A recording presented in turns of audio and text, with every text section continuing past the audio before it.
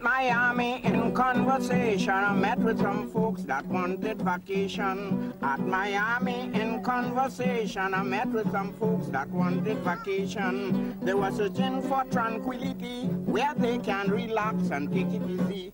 I said, nature grandeur can just be seen if they visit the pride of the Caribbean, which means Trinidad is the land of Calypso. That's the place to know, yes. Trinidad and Tobago is the land of Calypso. That's the place to know.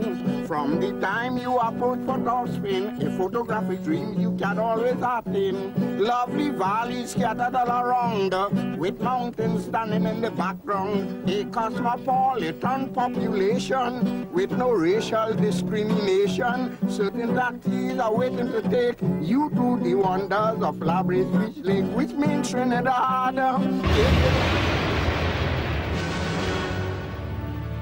Mr. Deputy Speaker, in these issues,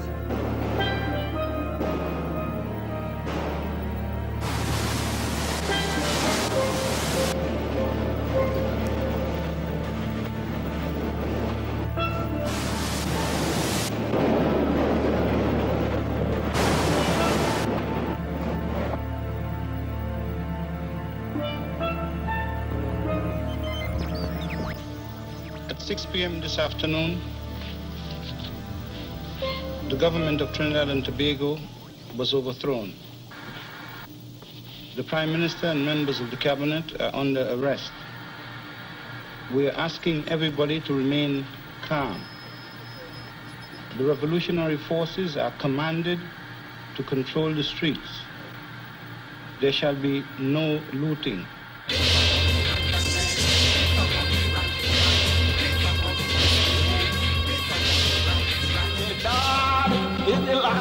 To repeat, the Imam Abu Bakr wants you to know that the police headquarters in downtown Port of Spain has been gutted by fire. They are still in control of TTT.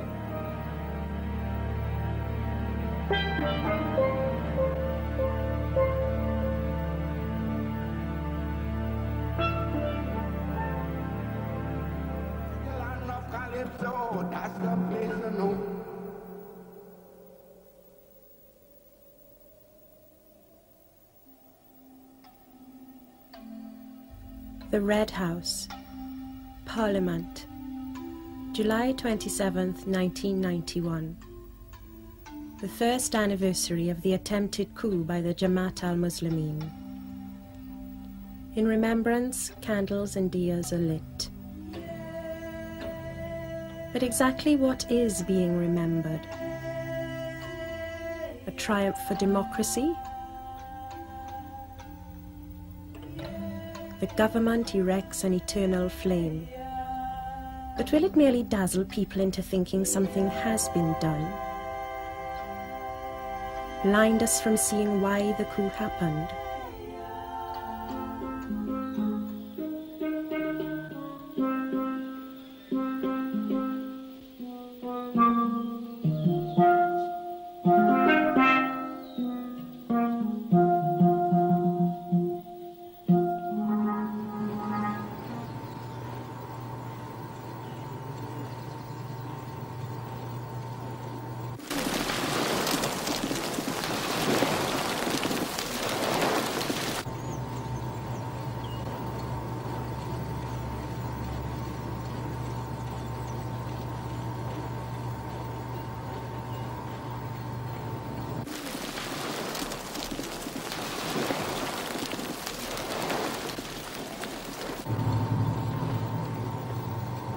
the conditions in Trinidad and Tobago just prior to July 27, 1990 were very ideal for a social explosion.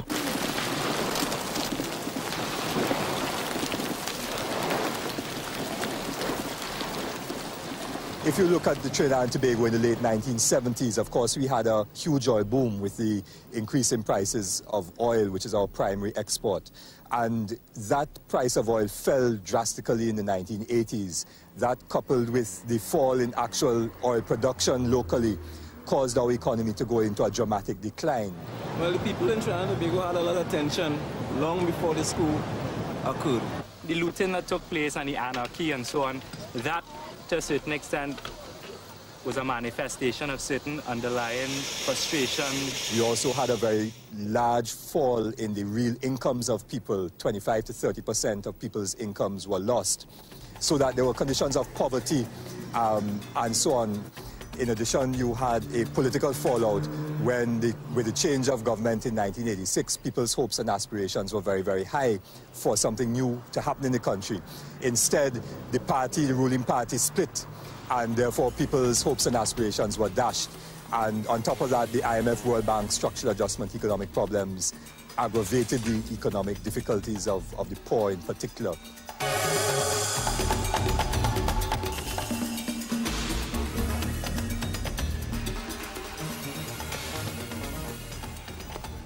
In Trinidad Carnival, the dragon is evil. The dragon will eat your children. And sometimes when he can't get your children, he will eat up their school feeding program and half your salary too. The dragon is also an international bandit, an international beast. He's IMF, he's World Bank, he's financial agencies, he's apartheid, he's South Africa. The dragon is an international beast. The government wasn't communicating with the people and they were discontented, so the Muslims, I suppose, got that feeling from the people and we probably acted on it. I would say it's the economic policies of the government, which made a lot of people face a lot of hardships, like unemployment, not enough money to pay for housing and stuff like that. People need jobs. They wasn't getting jobs. Still not getting. People need money to live. You read the newspapers for 1 month prior to the 27th of July, 1990, you would see that everybody was in a mess. You know, the teachers were protesting. The nurses were round and round the Red House. Wassa, Tiantec, those people, the police had their gripes. The army had their gripes. Everybody knew about it, okay? But everybody just sat there and said, round and round the Red House. The imps in the house of power, squeezing the poor in Leslie. And the dragon there on the tower, he need blood to satisfy he. They cut away half of your salary. Come, they feeding the dragon. Value added tax in January. Come, they feeding the dragon. Dragon up there, pull the dragon down. Cut in your pay, pull the dragon down. Dragon up there, pull the dragon down.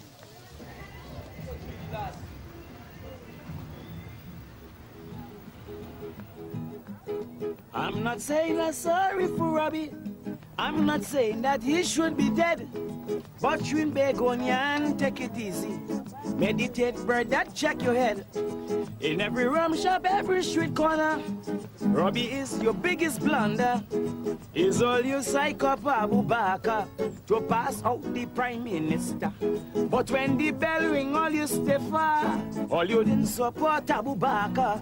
I go hear all you complaining again. Man on the rails training for the spin.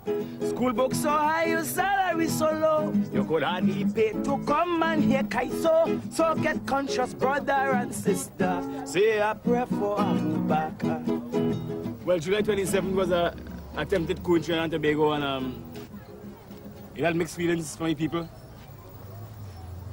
But the reason why I wrote this song is because I thought that Abu Bakr is a man, as any one of us, and I saw a different strength, a particular kind of strength in Abu Bakr that I hardly seen much Trinidadian and Tobagonians. It's not like you just see people suffering and people clamoring and saying something and then doing it. He was the man, he was the strong man, he was the man who decided to take up this train and do something for so many people, poor people, so to speak. Correct, sir, correct. You know what I mean? In this democratic society, the coup was wrong without a doubt. If if all you was so against Robbie, why the hell you didn't vote him out? But then again, if we did wait till election, man might have to start to eat man. So don't blame Abu Bakr to fuss. Bakr did it for all of us. Cause your cola vanished just like that. They find that enough, they introduce VAT. They delve into the school feeding program, and then they grab out people's pension. Poor man can't drink baba shop, play little way. But the Syrian boat bringing coke each day. So with due respect to you, Prime Minister, say a prayer for Abu Bakr.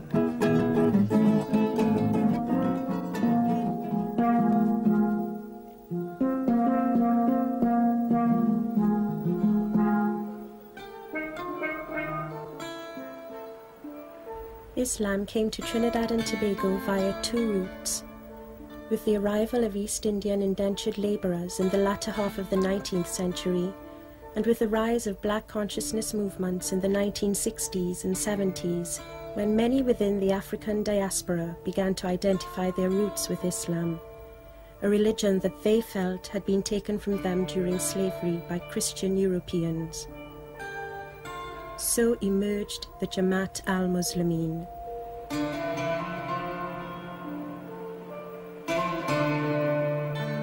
We live in a society that is very, very bankrupt. Bankrupt morally, spiritually, physically, and in every aspect of life. And we have in our hands a superior system called Islam.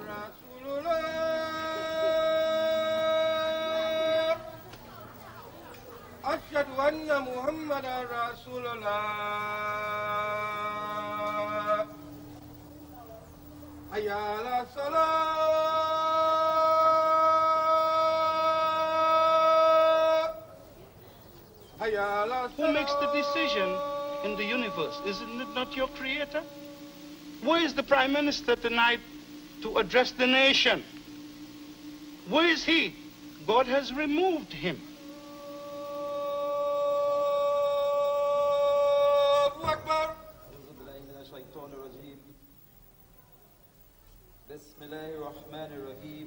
On becoming Muslim, you accept the challenge to change what is wrong and to implement what is right. Okay, and Allah is very forceful in his language. He says to forbid what is wrong and to enjoin what is right. The Quran says that oppression is it's worse than slaughter, you know, and that is something that we feel very strongly about. And this is why I think it makes such a big difference to us as when people are being oppressed, no matter how small or how big it is.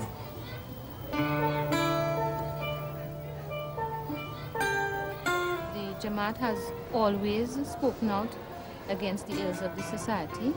We have always had a program for the feeding of the poor. We've always tried to establish a proper school. We have our clinic. Whereas if you look at the other mosques or the other communities in Trinidad, you don't see that.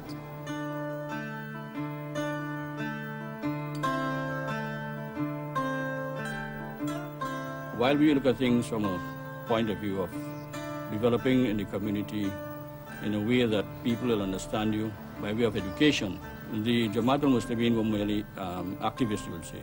They have been more active in the field. For us to effect change in the country, or in the community for that matter, we would tend to look at the democratic processes all the time. And we do not believe in violent overthrow and things like that, because it is against the run of Islam to be involved in things like this, particularly when it's a system where you can change the whole system, so to speak, you know. And we feel that change must come from the democratic processes. And this is why all along we have been supporting, we have been involved in politics. Many of our members have held high positions in the country. As a matter of fact, right now the head of the country is a Muslim, the president is a Muslim.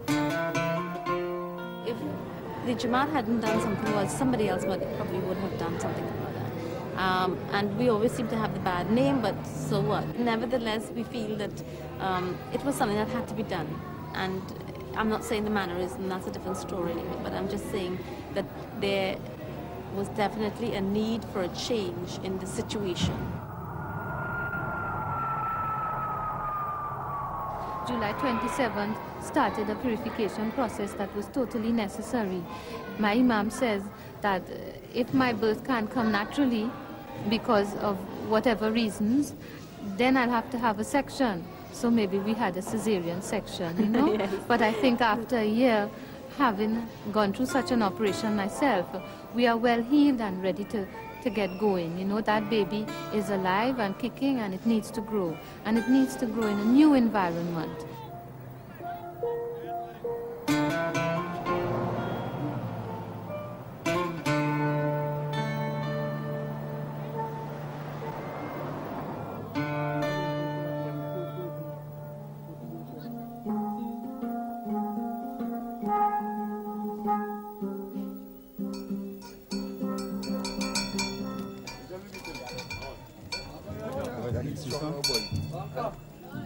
Hosay, the Shia Muslim festival that marks the Battle of Kerbala and the martyrdom of the brothers Hussein and Hassan, grandsons of the Prophet Muhammad.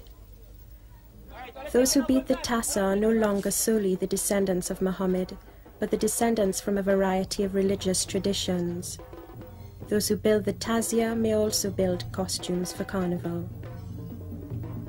Hosay, a festival of a hybridized, creolized culture, Trinbagonian culture.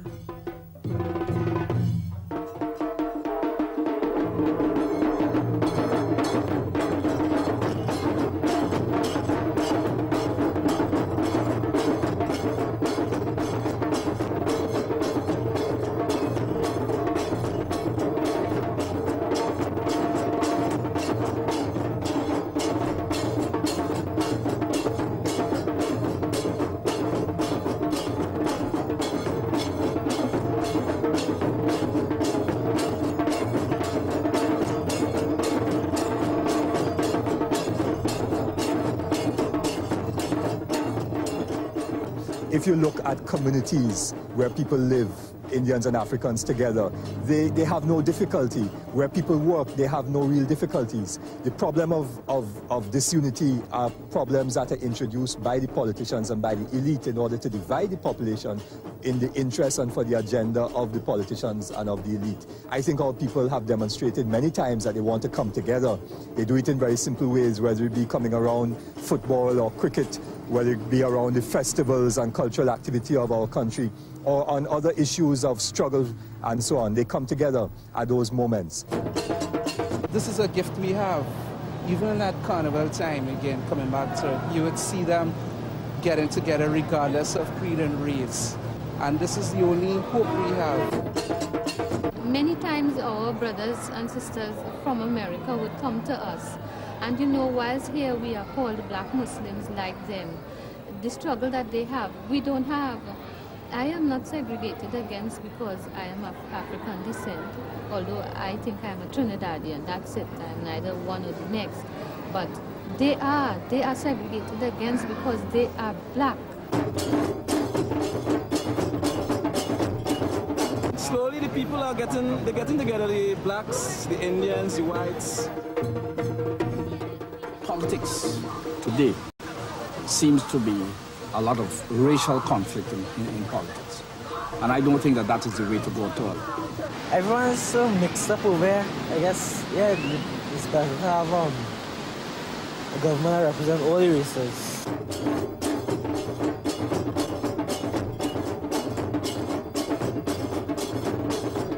Obviously, there must be some sort of kind of racial tension along the lines. But basically, most people are very integrated. And I don't think generally people are bigger than that.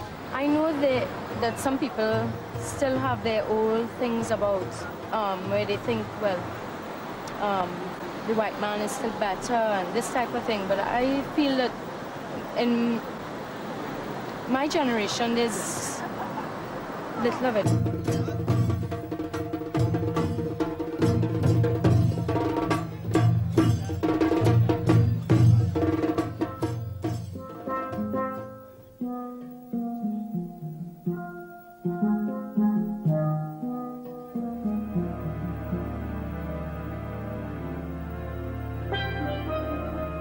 The way to deal with a social crisis, in our view, is not for a few people to try to take charge and to do it on behalf of people. Our experience has been that the way that historically our people have responded to conditions of social crisis is by disciplined mass action, demonstrations, industrial action and protests, where people themselves are involved in deciding what way they want to intervene to deal with the crisis, and that they not only decide what way they want to intervene, but they also are part of the intervention. So it is not, in a sense, an elitist intervention by a few acting on behalf of the people, but rather people acting themselves in their own conscious way to resolve the crisis. The way how they attempted to change the situation was not the way that people of Trinidad and Tobago would have liked it to be done.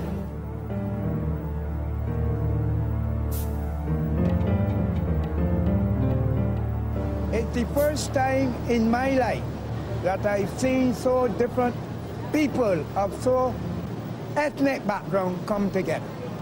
I believe it has done it. And it was a blessing in disguise. La Brea Pitch Lake. Out of the ground oozes the black gold. History, consciousness, strength. Below the ground, rising up.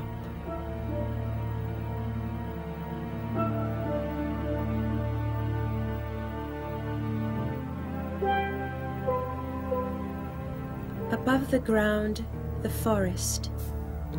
The search for identity, identities. The journey, the bridge to the present. Meetings with jumbies along the way.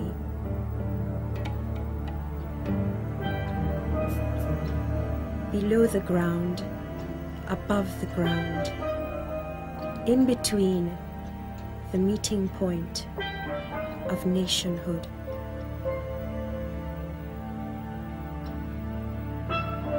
You don't want nothing like what happened last year to happen again. Positively, I don't think the people need that. But that's about it.